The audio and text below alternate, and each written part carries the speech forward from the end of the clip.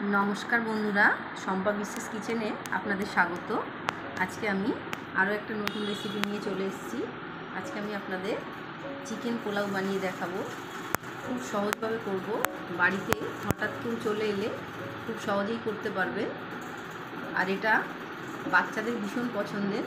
तो चलुन ताहले किभाबे करेछि देखे नेওয়া যাক। পোলাওটা বানানোর জন্য কড়াতে সাদা তেল দিচ্ছি। আমি সাদা তেল আর ঘি মিশিয়ে করছি, আপনারা চাইলে পুরো ঘি দিয়েও করতে পারেন। তেলটা ভালো গরম হলে আমি কয়েক টুকরো আলু একটু লাল করে ভেজে নিচ্ছি। আলুটা চাইলে আপনারা দিতেও পারেন, নাও দিতে পারেন। তো আলু দিলে একটু ভালো লাগে, তো আমি কয়েক টুকরো আলু দিয়ে দিচ্ছি।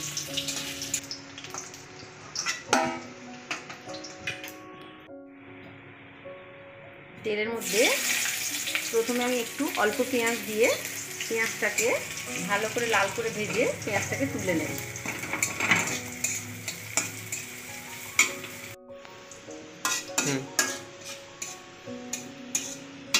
পেঁয়াজটাকে খুব ভালো করে লাল লাল করে ভেজে তুলে নেব। দুটো তেজপাতা আর একটু গোটা গরম মশলা ফোড়নে দিয়ে দিলাম। ফোড়নে ভালো গন্ধ বেরোলে পেঁয়াজ দিয়ে দেব।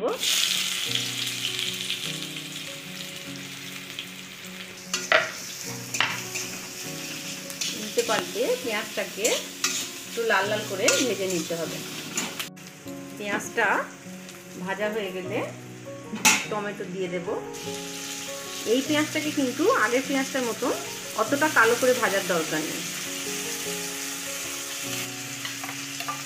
আদা রসুন আর কাঁচা লঙ্কা বাটা দিয়ে দিচ্ছি।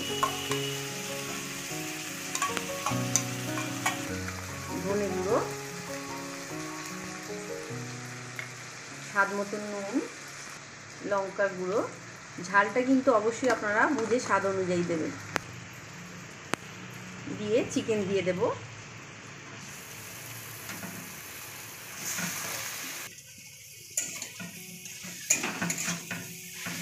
মশলার সঙ্গে চিকেন খুব ভালো করে উল্টে পাল্টে মিশিয়ে নিতে হবে।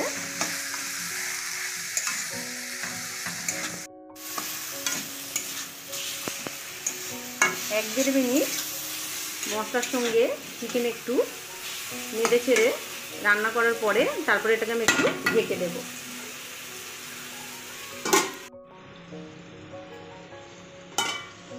ঢেকে দেওয়ার পরে মোটামুটি 10 থেকে 15 মিনিট হয়েছে। আমি গ্যাসের আঁচটাকে কিন্তু একদম কমিয়ে দিয়েই চিকেনটাকে রান্না করছিলাম, তাহলে চিকেনটা কিন্তু খুব ভালো নরম হয়ে যাবে। মশলার কাঁচা গন্ধ একদম চলে গেছে, চিকেনও অনেকটা নরম হয়ে গেছে। এই সময় একটু জল দেব।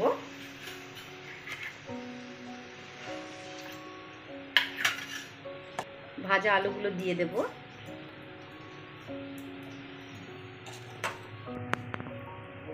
আর একটু গরম মশলার গুঁড়ো দিয়ে দিচ্ছি।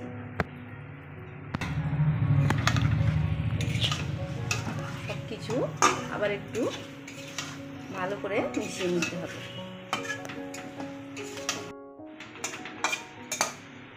সবকিছু ভালোভাবে মেশানোর পরে আবার এটাকে একটু ঢেকে দেব। এদিকে পোলাওয়ের চালটাও আমি রেডি করে নিয়েছি। চালটাকে 1 ঘন্টা ভালো করে ধুয়ে ভিজিয়ে রেখেছিলাম। তারপরে একটু নুন আর হলুদ দিয়ে চালটাকে সেদ্ধ করেছি। আমি একটু হলুদ দিয়েছিলাম যাতে দেখতেও খুব সুন্দর হবে, একদম ঝরঝরে। চালটাকে কিন্তু একটু ঝরঝরে করেই নাবাতে হবে, যাতে একদম একটা চালের গায়ে আর একটা চাল না লাগে, তবে কিন্তু পোলাওটা খেতে বেশি ভালো হবে।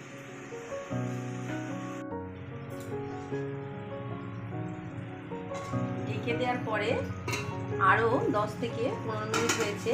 মাঝখানে খুলে খুলে অবশ্যই একটু ঢাকনা খুলে উল্টে পাল্টে দিতে হবে। এবারে আলু আর চিকেন কিন্তু খুব ভালো সেদ্ধ হয়ে গেছে। একটু ঘি দিয়ে দিচ্ছি।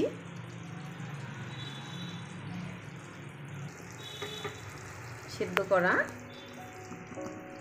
রাইসটাকে একটু চারিদিক করে দিতে হবে।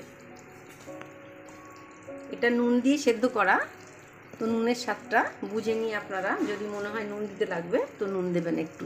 আর চিকেনের নুন কিন্তু চিকেনে দেয়া আছে। এটা যেহেতু পোলাও তো একটু মিষ্টি দিতে হবে, তবে নর্মাল পোলাও আমরা যতটা মিষ্টি খাই চিকেন পোলাও কিন্তু অতটা মিষ্টি হলে ভালো লাগবে না। তো তবুও মিষ্টিটা আপনারা স্বাদ অনুযায়ী দেবেন। গোলমরিচ গুঁড়ো,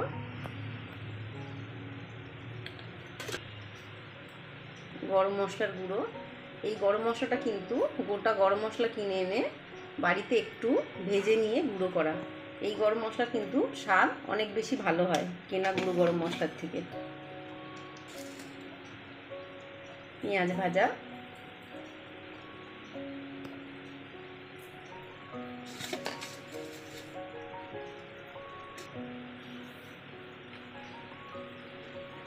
কেশর দিয়ে দিচ্ছি,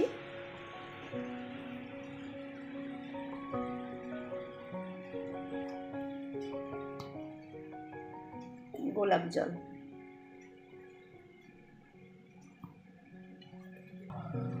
ঘি,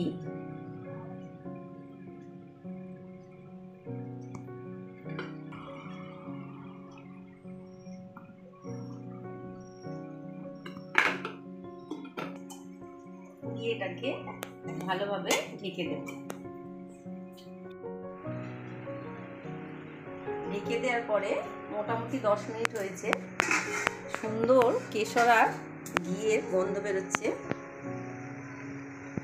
প্রথম 1 মিনিট আমি জোরে দিয়েছিলাম, তারপরে মোটামুটি গ্যাসটাকে একদম সিম করে দিয়েছিলাম, দিয়ে আরও 8 থেকে 10 মিনিট বসিয়ে রাখলাম। এবার কিন্তু পোলাওটা একদম রেডি, একদম ঝরঝরে পোলাও, একটুও কিন্তু লেগে যায়নি।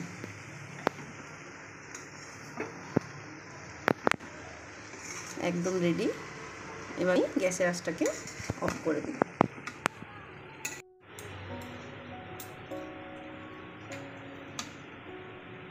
একটু হালকা হাতে সব কিছু উল্টে পাল্টে একটু মিশিয়ে নিতে হবে, তবে কিন্তু ওপর নিচ মশলা সব কিছু মিশবে, খেতে তবে বেশি ভালো হবে।